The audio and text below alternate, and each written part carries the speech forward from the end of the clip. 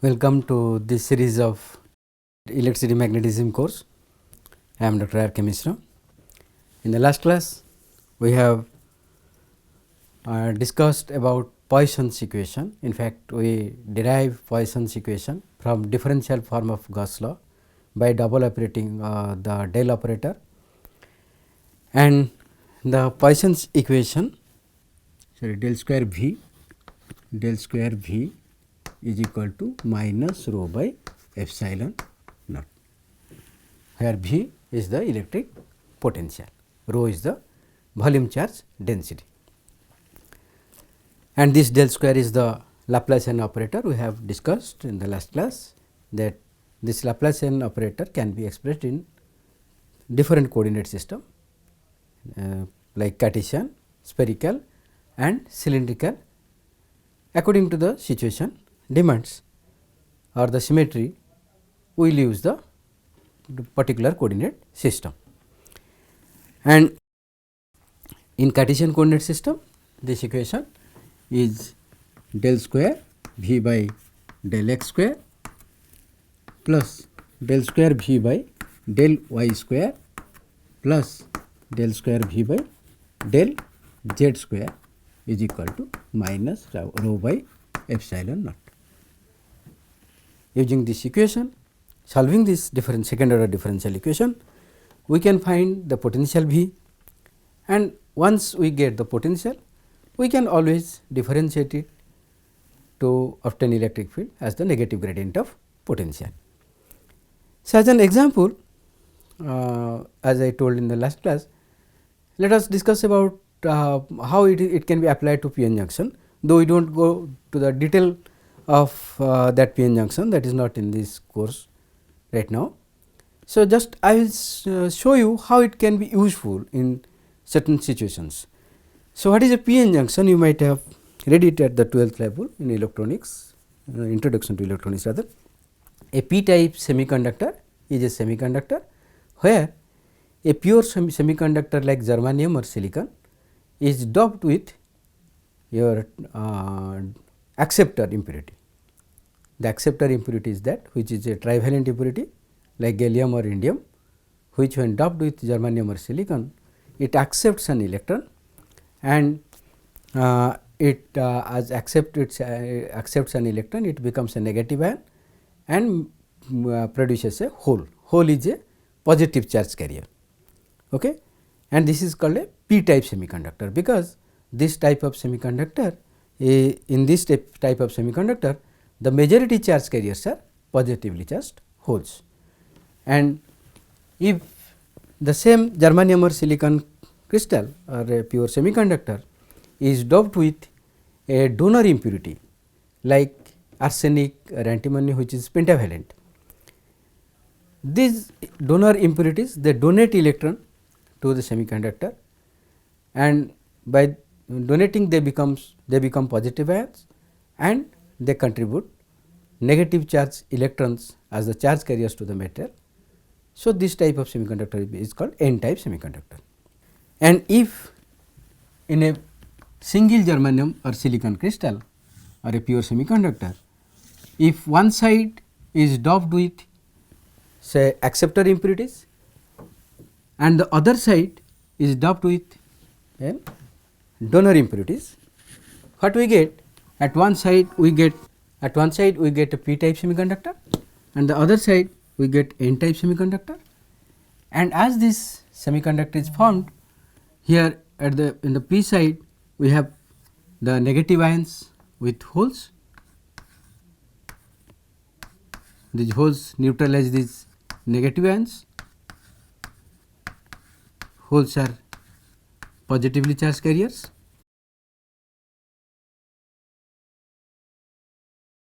So, that total charge is 0, and at the n side these donor impurities, they donate free electron, becomes positive ions.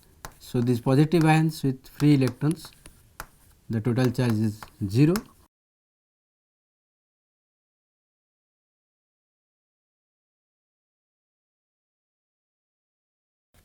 This is the situation, and at the junction there is a difference of gradient of particular charge carriers. This at this side hole concentration is high, at this side electron concentration is high. So, obviously, these holes will start diffusing towards n side from P, and electrons from n side will start to diffuse towards the P side. And as the diffusion starts near the junction, these hole and electrons they recombine and they leave behind the uncovered ions. Okay. So, gradually a layer is formed near the two sides of the contact surface with uncovered ions. At the P side we have uncovered negative ions, and at the N side we have uncovered positive ions. Therefore, an electric field is set up from N side to P side, which acts opposite to this the diffusion of charge carriers, because this field will prevent holes from N to P to N and electrons to diffuse from N to P. So, as the diffusion starts, recombination of hole electrons starts, the electric field grows up in the depletion layer, and certainly in a very quick time an equilibrium is reached when this electric field just prevents any further diffusion of holes and electrons, and we say the junction is formed with a depletion layer, and there is a potential difference created between N to P, which is called potential barrier, and this depletion layer has a width which depends upon the carrier concentration and doping, of course, concentration of doping. And if we in this region, in the depletion layer region, we have a charge density which is varying, of course, from P to N. At the P side, this charge density is of negative, because it is uncovered negative ions, and at the N side this charge density is positive. And when you move from one end to the other end of the depletion layer, this charge density is changing. So, we can apply this Laplace equation here, and here it is in one dimensional case. So, we can say this equation, Laplace equation, now becomes d square v by dx square is equal to minus rho by epsilon naught here, and if the permittivity is epsilon of this medium, epsilon naught can be replaced by epsilon. Then we can integrate it to get, once integration we get dv by dx, or minus sign taking this side we get minus dv by dx, that will equal to integration of rho by epsilon dx, say from x 0 to x, which is the limit of the depletion layer, and this will give what? It is the negative gradient of potential minus dv by dx.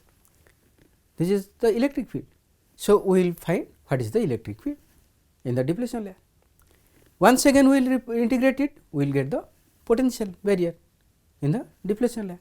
So, this is the way we can solve Poisson's equation to find out the potential barrier, barrier thickness, everything using this Poisson's equation. So, I do not go to detail here, my point is how these are useful in different electrostatics problems. Okay. Of course, I must mention here that this Poisson's equation we can get it only when there are certain boundary conditions, because when we integrate it we have to mention what is the value of field at the end points, at the end of the depletion layer, that will become 0. It starts from the N side of the depletion layer and end at the P side of the depletion layer. So, here the boundary condition at the ends are electric field is 0, that is the first derivative of potential at the ends are 0. So, with proper boundary conditions only we can solve these differential equations. Now, we will move to the second one, that is Laplace equation, which is rather more fundamental, and it is so fundamental to this electrostatics that many authors even opine that study of electrostatics is study of Laplace equation. Okay. And what is this? It is simple, that when there is we get a region where in the most of the points the charge density is 0, then simply this del square V will become equal to 0, and that is Laplace equation. Because many of the problems that deals with conductors, and we know in conductors the charge resides only on the surface.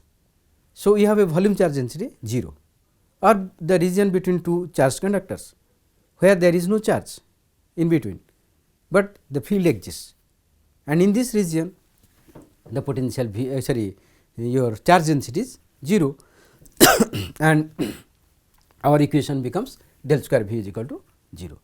So, we can say that in the region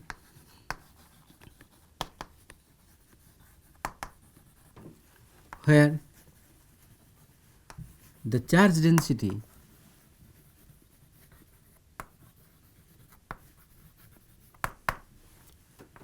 is 0, the Poisson's equation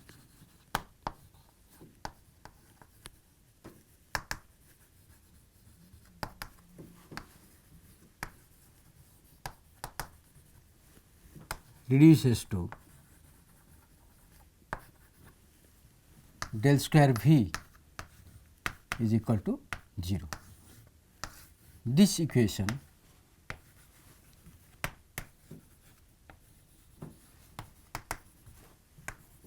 is called Laplace equation.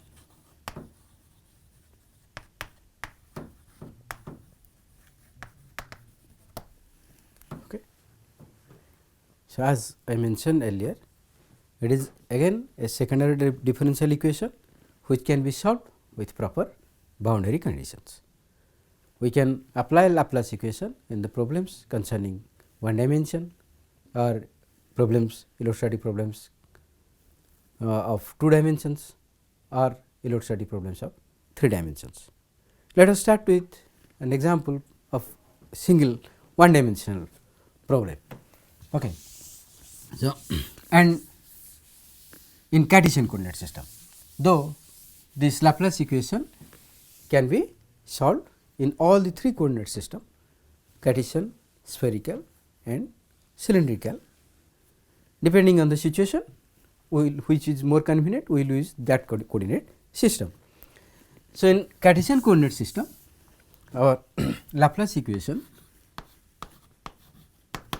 del square by V is equal to 0 becomes del square V by del x square plus del square V by del y square plus del square V by del z square is equal to 0. In one dimension,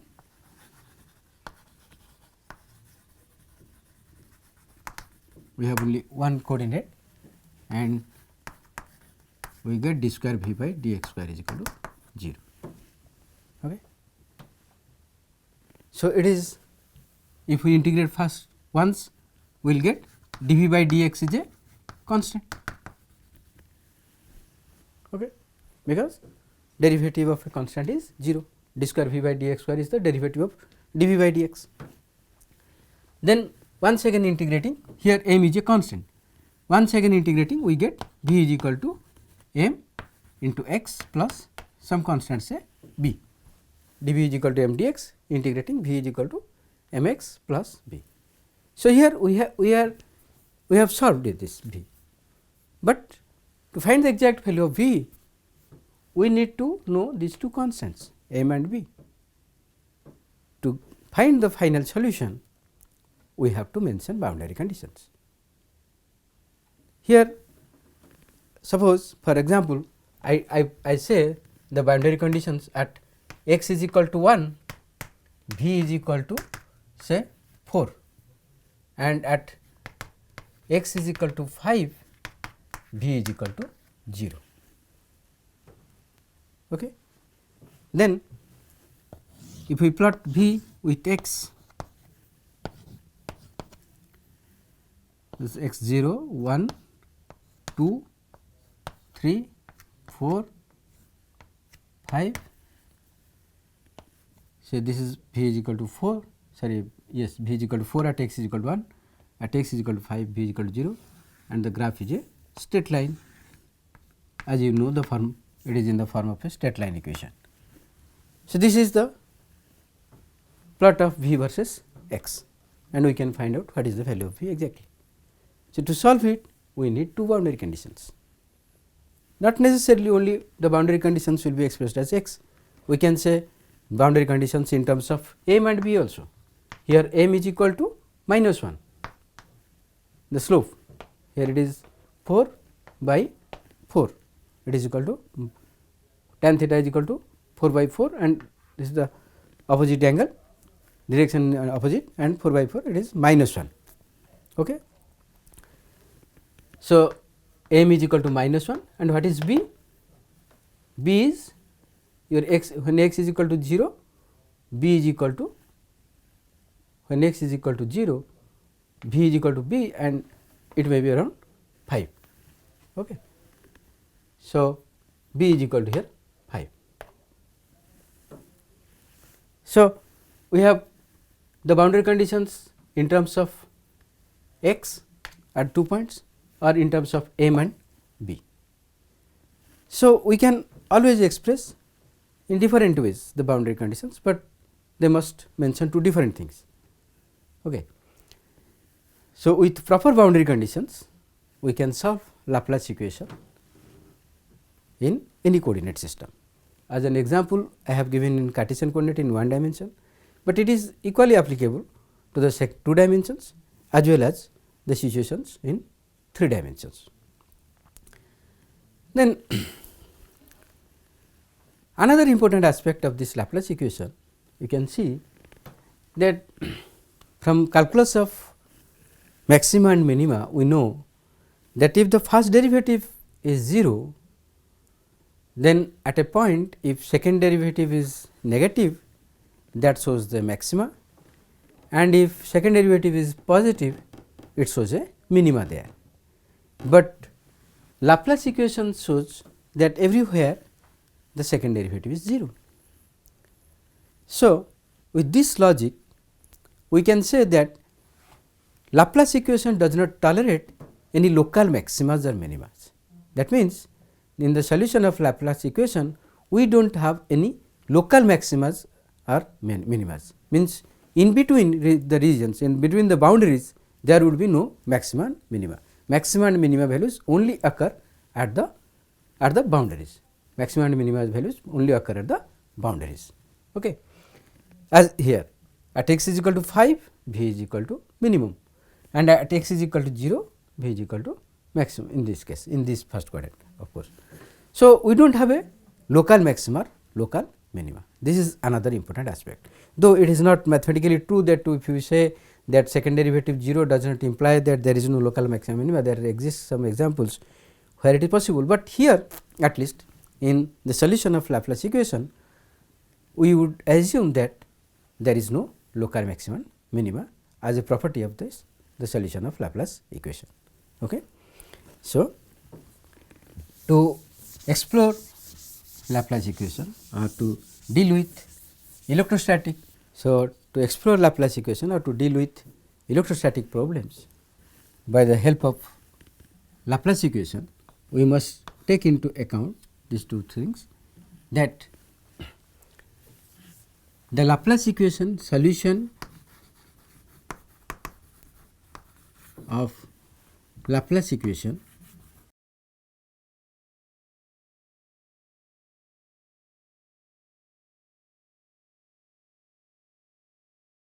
needs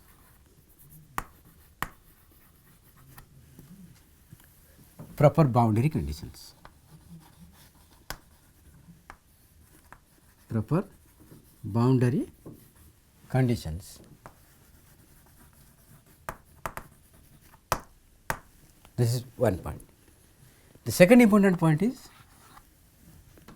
Laplace equation does not tolerate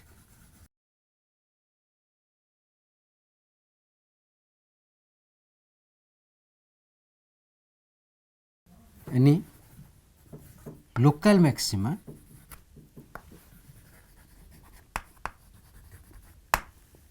or minimum.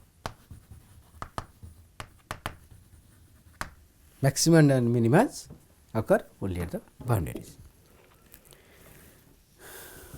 Then there is again very important property of Laplace equation, that is called uniqueness theorem. We will discuss now what is uniqueness theorem.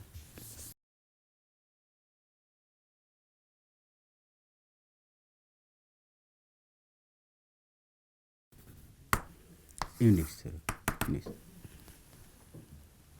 It says that solution of Laplace equation in particular boundary conditions is always unique. Okay. So, for a specified boundary conditions, for a specified boundary conditions, the solution, the Laplace equation, I write like this, the Laplace equation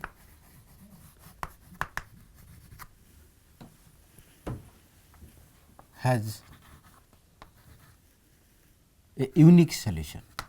That means only one and only one solution, unique solution.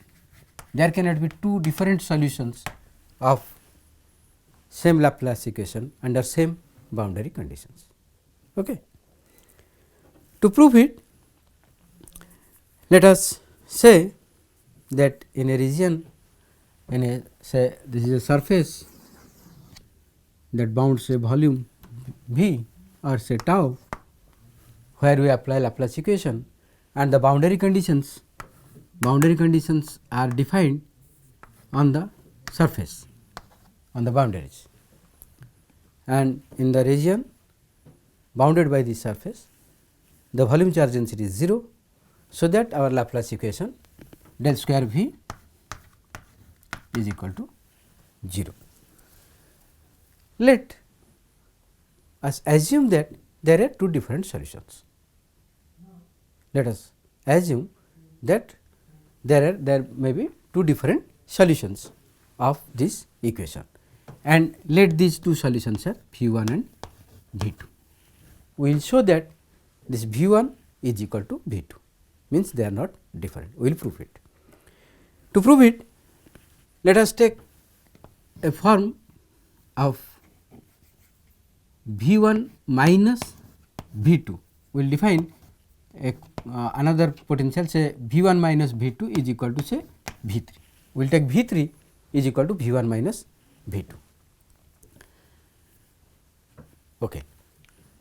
I have mentioned that under the same boundary conditions. So, V 1, V 2 have same values at the boundaries, point 1. This implies that V 3 is equal to V 1 minus V 2 is equal to 0 at the boundary, because they have the same value at the boundary. So, at the boundary V 3 is equal to 0. Now, let us see whether V 3 is satisfying Laplace equation or not. Now, if we take del square of V 3, it is equal to del square of V 1 minus V 2, that is equal to del square V 1 minus del square V 2. As we have taken initially that V 1 and V 2 are the solutions of Laplace equation. So, del square V 1 is equal to 0, del square V 2 is also equal to 0. So, this is equal to 0. Therefore, V 3 now satisfies the Laplace equation, and V 3 has the value at the boundary that is equal to 0. As we have discussed just now, that Laplace equation does not tolerate any local maxima or minima. So, the maximum or minimum values of Laplace equation will be equal to that of the boundaries, and what is that value at boundary? It is 0. So, V 3 is equal to 0 everywhere in the region. So, if V 3 is equal to 0 everywhere in the region, because there is no local maximum minima and only maximum minima value is at the boundary, that is equal to 0. Therefore, V 3 is equal to 0 everywhere in the region, and this implies V 1 minus V 2 is equal to 0.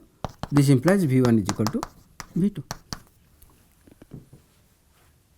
So, Laplace equation has only one and only one solution for specified boundary conditions in a region. This is called uniqueness theorem. This is very important property of Laplace equation. So, we have discussed about electric field, potential, how they are related, and we discussed some mathematical tools with the help of which we can understand the electrostatic problems in a better way, and then we derived differential equation of differential form of Gauss law and Poisson's equation, then Laplace equation, and what are its properties. Okay. Now, we will discuss a system of a particular system of charges which has assumed lot of importance in many electrostatic problems. This system of charges we call a dipole. A single charge is called monopole. When two equal and opposite charges are separated by a small distance, they constitute an electric dipole. And we will find what is the field and potential of this electric dipole. Okay.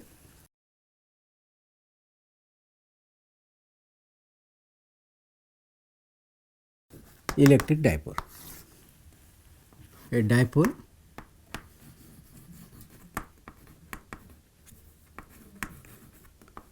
consists of two equal and opposite charges separated by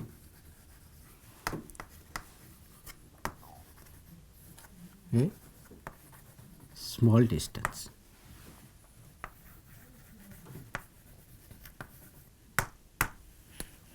So, this is say a point charge minus q, this is another charge say plus q, and they are separated by a distance say L, then this is called an electric dipole. Okay. This dipole, of course,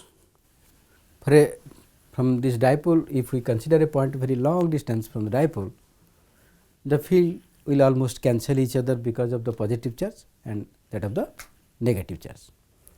But this is not the case when we consider the field near the dipole.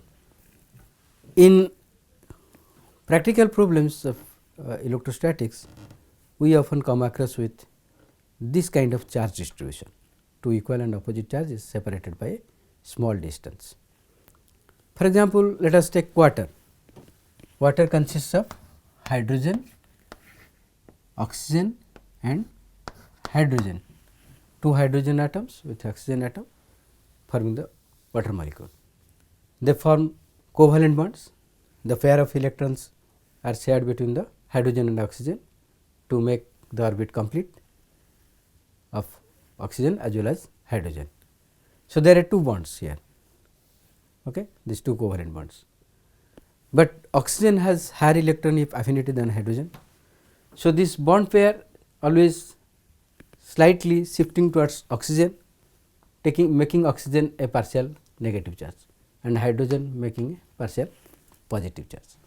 So, these are two equal and opposite charges, here also positive charge, they are separated by small distance constituting electric dipole, and the molecule which shows this dipolar character are called polar molecules, and water is a polar molecule and it is a good solvent, of course.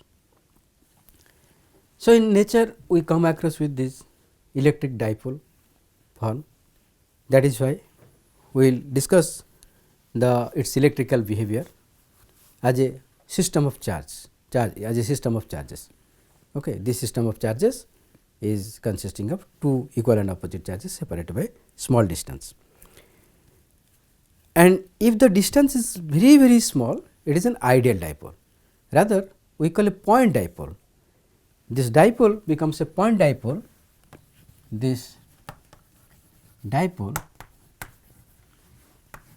becomes a point dipole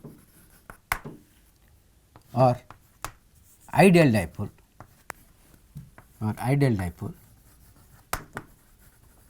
if the separation between the charges is extremely small.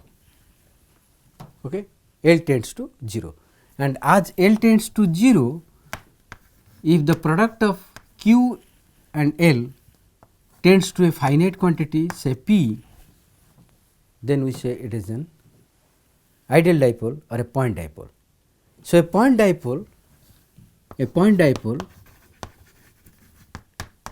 has no net charge, has 0 net charge, plus Q minus Q cancels, the net charge is 0, and it has no extension in space, it is point. So, no extent in space, no net charge, and it is completely characterized by, but this point dipole or ideal dipole is completely characterized by P is equal to limit L tends to 0 Q into L, which is called electric dipole moment,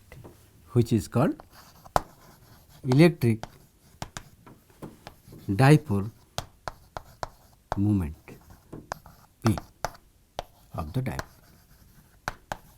and we take its direction, it is a vector quantity, we take its direction from negative charge to positive charge. So, this system of charge is not characterized by its charge or the separation, rather it is characterized by a particular quantity called its dipole moment.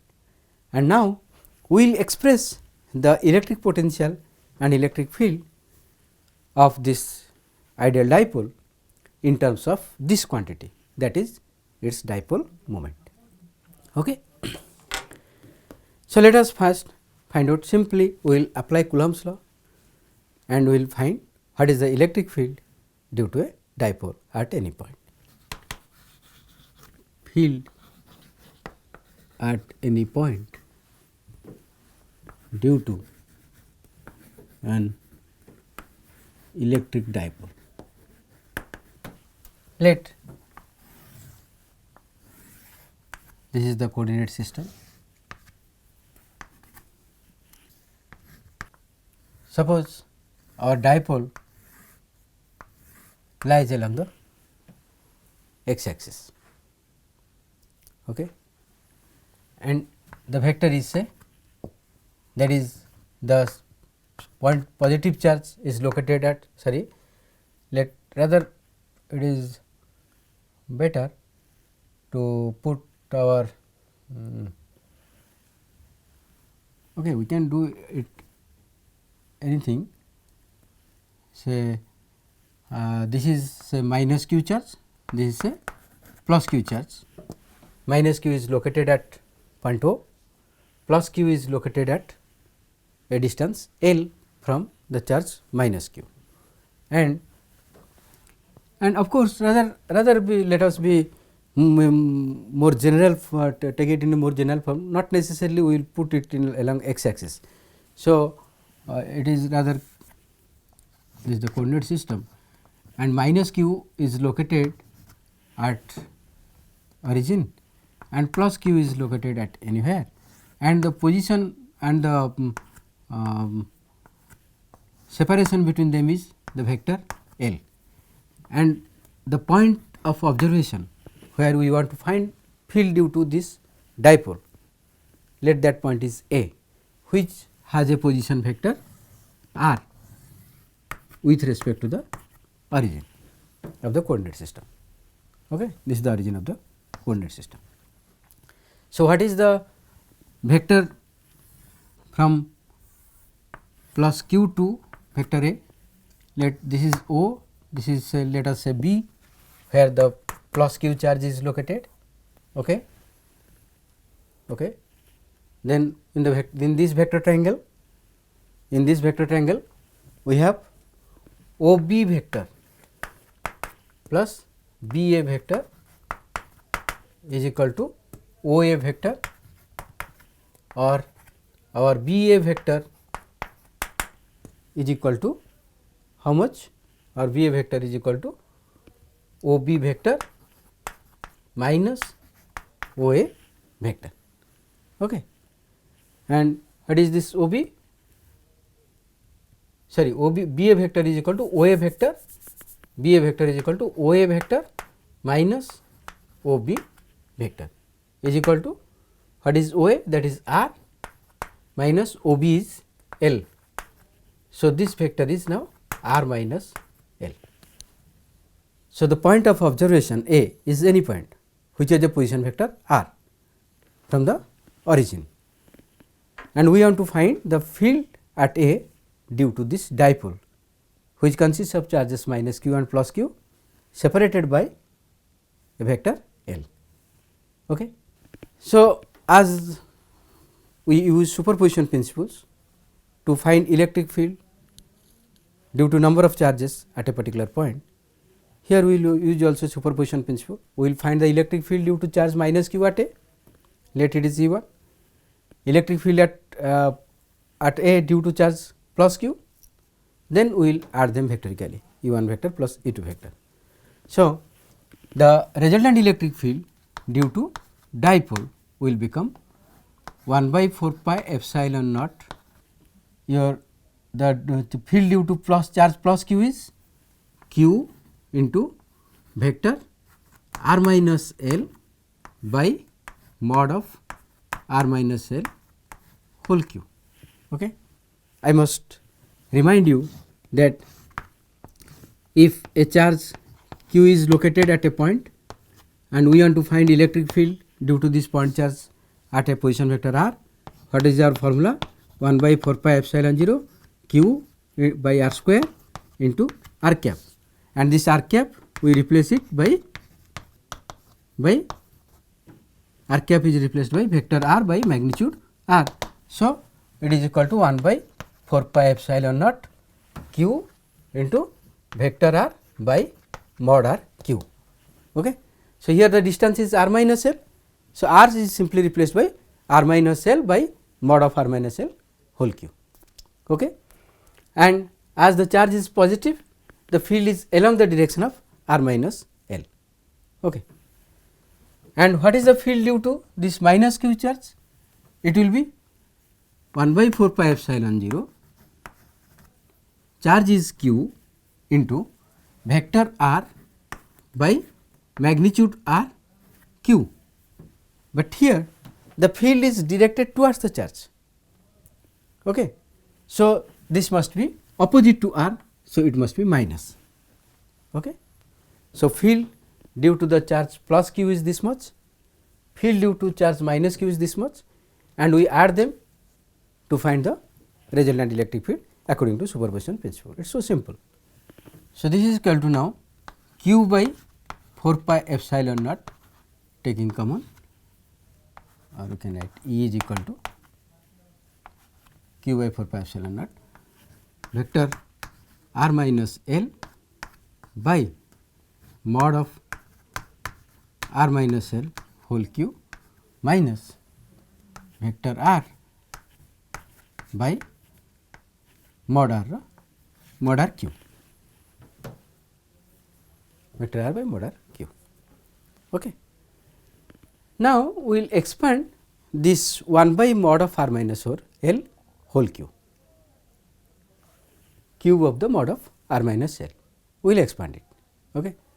In terms of binomial expansion, let this one is equation 1. we must always keep in mind that this L is very small, extremely small in comparison to R. So, when we come across with the terms having higher powers of L, we must ignore them, because our L is extremely small, their higher powers like square, q, they will be very close to 0. So, we will ignore these terms. Okay.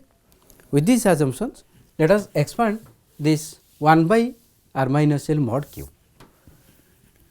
1 by r minus L mod q, that is equal to r minus L mod to the power minus 3. Okay. Some basic vector you have been taught at the 11-12 level, that if I write a vector A and take the dot product of A with itself, that becomes A magnitude of A into cos 0, as they are equal vectors, angle is 0 degree, cos 0 is 1, and it becomes square of the magnitude A. So, it can, we can write it like this, or we can write it like this, square of magnitude A. So, if I write magnitude of A, then I can say from this equation that it is A dot A total to the power half. Okay. This is very simple. So, magnitude of A is half a root over of square root of the dot products of the vector with itself.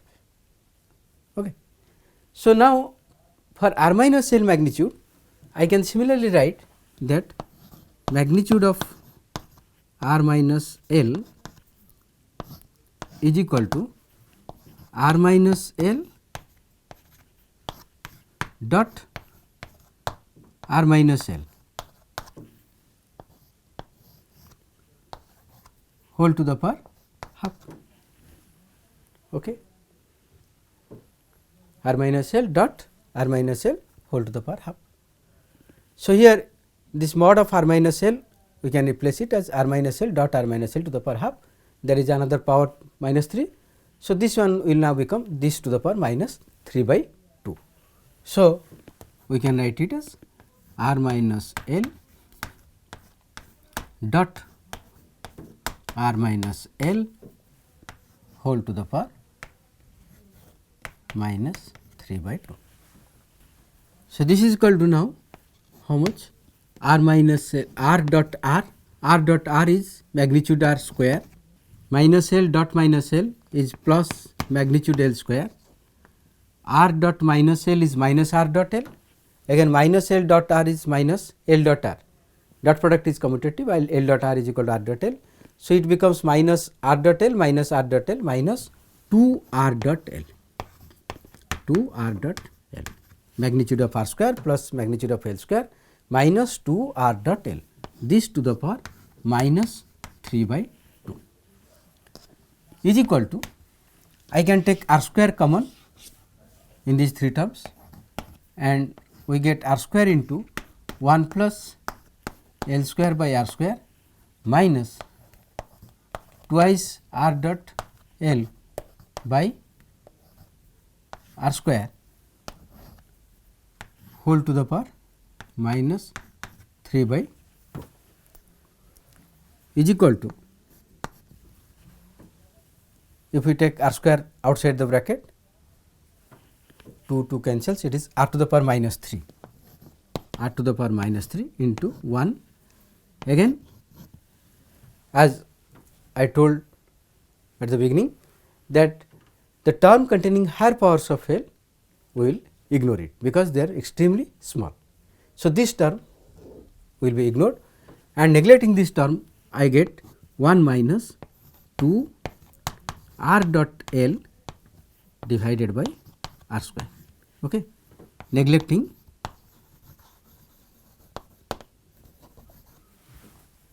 term containing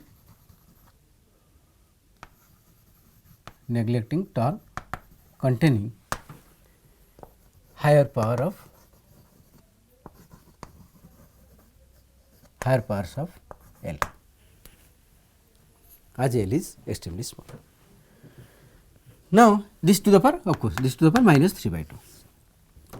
We know with the help of binomial theorem that 1 plus or minus x to the power n is approximately equal to 1 plus or minus n x when x is extremely small.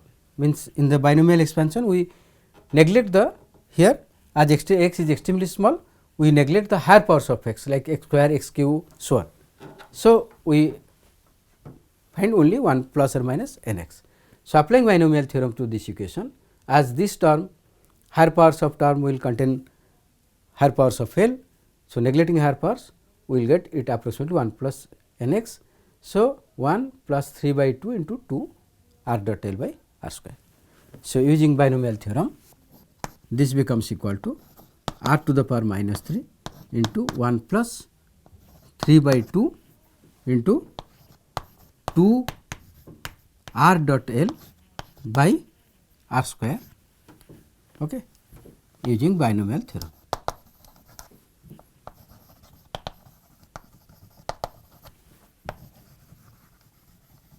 Binomial theorem. 2 cancels out. So, you can see that this 1 by mod of r minus L whole cube is now is how much? It is r to the power minus 3 is 1 by r cube. When multiplied with these two terms, we get 1 by r cube plus 3 r dot L divided by 1 by r cube into r square is r to the power 5. So, we get E is equal to q by 4 pi epsilon naught r minus L into, in place of 1 by mod of r minus L whole cube, we will put this value, that is 1 by r cube plus 3 into r dot L by r to the power 5, okay, minus vector r by r cube. Okay. So, we just replace 1 by mod of r minus L cube by this one using our binomial expansion. So, we get E is equal to now q by 4 pi epsilon naught into this will expand, it will be first term will be vector r by r cube, vector r by r cube plus 3 into r dot L, 3 into r dot L by r to the power 5 into vector r multiplied by these two, then minus L by r cube minus 3 r dot L into L by r to the power 5, okay, and again minus r by r cube. This term they cancel out, and this term contains higher power of L. L is operated 2 times. So, we will again neglect. So, neglecting higher powers of L, neglecting the term containing higher power of L, we get E is equal to q by 4 pi epsilon naught into 3 r dot L into vector r by r to the power 5 minus L by r cube is equal to now 1 by 4 pi epsilon naught 3 r dot, we can multiply q here, we can write it q l, okay, this multiplied by r to the power 5 minus 1 by 4 pi epsilon naught q l by r cube. Okay. And as we have told that q into L is the electric dipole moment P. I said it at the beginning that this dipole is completely characterized by that term, that quantity, dipole moment. It almost measures the strength of the dipole. Okay. So, we have to express the field in terms of this dipole moment. So, at q l we will put P. So, we get E is equal to 1 by 4 pi epsilon naught 3 into r dot P into r by r to the power 5 minus 1 by 4 pi epsilon naught P by r cube. This is the electric field due to dipole at any point. This is the field due to dipole at any point.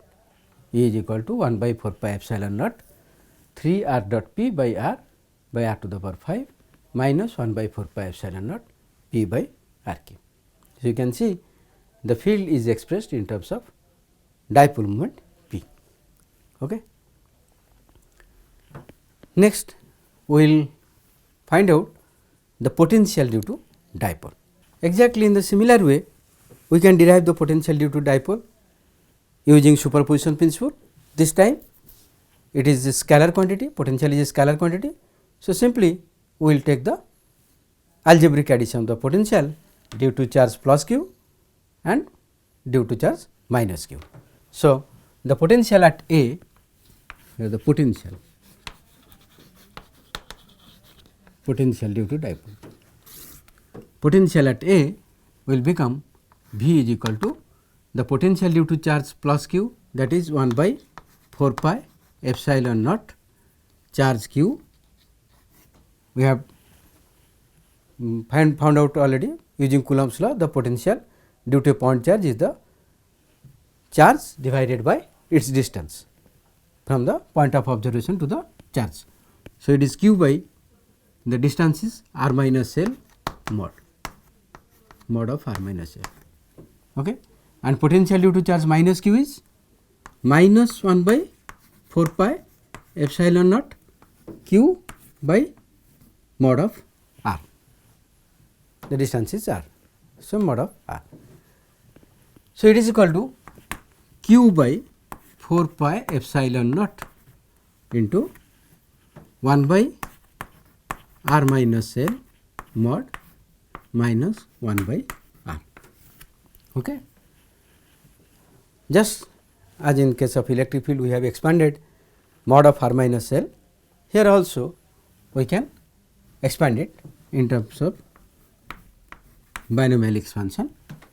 So, we can write this 1 by r minus L mod as r minus L mod to the power minus 1, which is equal to, we can write r minus L vector dot r minus L vector to the power half, again to the power minus 1. So, it is minus half, just the way we have discussed right now in case of electric field.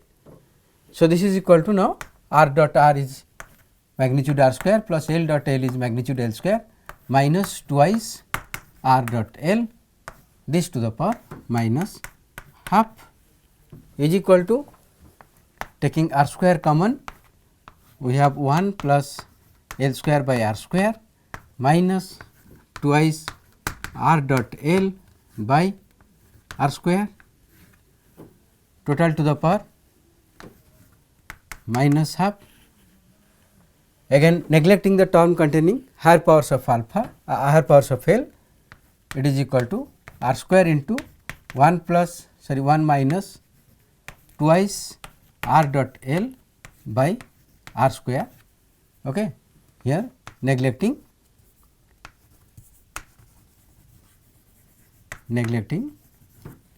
the term containing higher powers of alpha, higher powers of L, higher powers of L. So, this is equal this of course to the power minus half. Now, R square to the power minus half is R to the power minus 1, it is equal to R to the power minus 1 into 1 minus 2 R dot L by R square, this to the power minus half. Okay. So, our 1 by mod of R minus L now becomes equal to how much?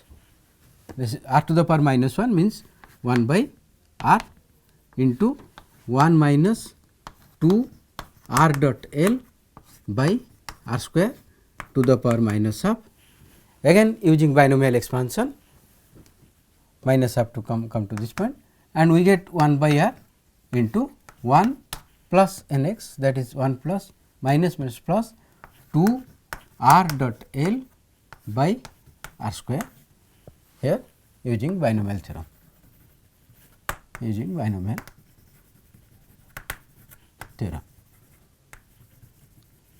Okay. So, it is equal to now 1 by R plus twice R dot L by R square. Okay. So, we will put this value here in equation 1, instead of 1 by, in place of 1 by mod of R minus L, we will write 1 by R plus 2 R dot L by R square. So, equation 1 becomes now V is equal to 1 by 4 pi epsilon naught into this is now 1 by R plus twice R dot L by R square minus 1 by R. Okay. This value, these two terms minus 1 by R. Now, this 1 by R cancels out. So, V is equal to now, here Q is there, Q by 4 pi epsilon 0. So, V is equal to now, V is equal to 1 by 4 pi epsilon naught, we will multiply Q into the bracket, that is 2 R dot QL by R square. And what is Q into L? QL is the dipole moment P. So, our V is equal to 1 by 4 pi epsilon naught 2 R dot P by R. So, this is the expression for electric field due to dipole, this is the expression for potential due to dipole. Okay. Probably there is some term like RQ should have been there. Let me once again just come back to 2 to 3 steps. While multiplying 1 by R, probably it should have been RQ. Okay. Our V is equal to Q by, just I want to repeat, I have missed, I think 1 by Q by epsilon 0 into 1 by mod of R minus L minus 1 by R. This 1 by R minus L mod becomes equal to R to the power minus 1 into 1 plus 2 into R dot L by R square. Okay. this 1 by r when multiplied with it, it should have been 1 by r cube. So, just make a correction that this is 1 by r cube.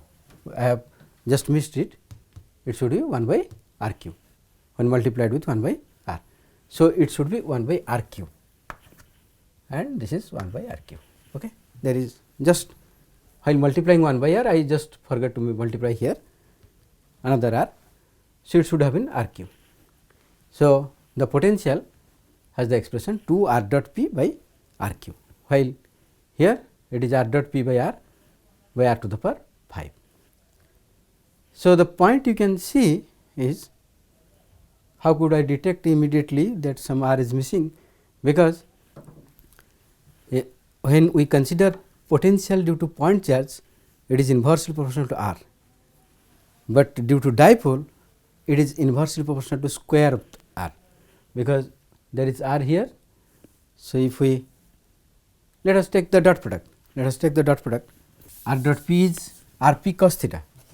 So, we just express it in one more form, 1 by 4 pi epsilon naught 2 r magnitude into p magnitude into cos theta by r cube. R dot p is r p cos theta and r cube cancels with 1 by r square. Now, the denominator becomes 1 by r square. So, 1 by 4 pi epsilon naught 2 p cos theta by r square. So, the potential has this form, potential due to dipole becomes V is equal to 1 by 4 pi epsilon naught 2 p cos theta by r square. Okay. So, you can see here that due to dipole the potential is inversely proportional to square of the distance, while due to a point charge it is inversely proportional to r. Okay. Similarly, when we consider the field due to point charge, it was inversely proportional to r square, but here you can see it is inversely proportional to r cube. The denominator term contains r cube. Here also we will have a power like r cube. There are 2 r's in numerators. Okay. So, this is the field and potential due to dipole. We have completed the field and potential due to dipole, and in the next class we will find out again how we will verify that field how can be expressed as the negative gradient of the potential. I mean, I can find field from potential in the next class. So, here we have completed these expressions. These are two very important expressions. Thank you.